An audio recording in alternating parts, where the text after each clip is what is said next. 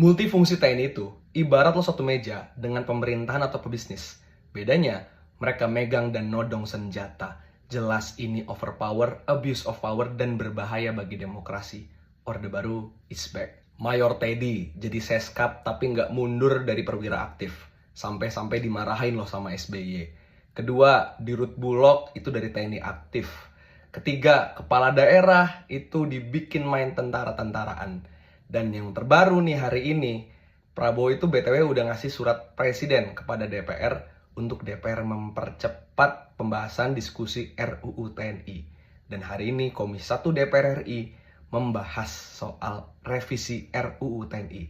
Yang di dalamnya ada wacana soal TNI bisa kembali menduduki jabatan sipil. Mengerikan. Wacana ini jelas perlu kita tolak guys. Dan ini alasannya biar lo tahu kenapa ini bahaya. Pasti ada yang nanya, Bang, emang perwira itu gak kompeten apa? Kenapa gak boleh sih ngisi jabatan sipil? Emang mereka gak bisa? Kan ada juga yang pinter.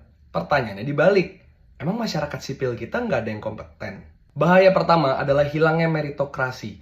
Udah mah hari ini pemerintahan kita isi nepotisme semua. Keluarganya, anak-anaknya. Makin-makin ke depan, para jenderal militer yang ngisi sipil pasti akan bawa anak-anak buahnya. Bukan karena kompeten mungkin, tapi hanya karena loyal. Ya sia-sia selama ini sipil yang memang udah ikut kuliah sarjana, vokasi, atau PNS, BUMN udah ikut jenjang kaderisasi. Nggak akan kepake.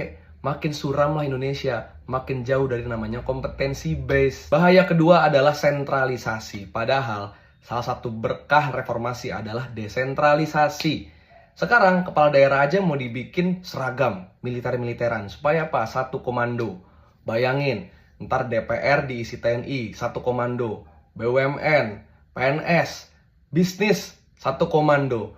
Hilang sudah perbedaan pendapat, kreativitas, dan juga supremasi sipil. Rusaklah demokrasi kita. Udah gak ada yang bisa ngawasin itu. Karena mana mungkin masyarakat berani. Orang lawannya megang senjata kok. Bahaya ketiga adalah potensi kekerasan. Dulu, para masa aksi gelombang reformasi sampai menuntut hilangkan dui fungsi ABRI. Ya karena selama Orba memimpin, militer itu abuse of power. Banyak kekerasan berulang terjadi, intimidasi terjadi, dan juga bahkan penculikan, penembakan terjadi. Masa kita mau ngulang? Masa kita cepat lupa sih? Udah cukup lah para perwira yang memang belajar panjang di tempatnya ini diberikan pos-pos pertahanan, jangan masuk sipil. Jangan kayak Jokowi sama Bahlil. Sipil ya kan, Bahlil HMI malah pakai seragam militer. Nggak cocok kan? Begitupun sebaliknya. Jangan dibalik-balik.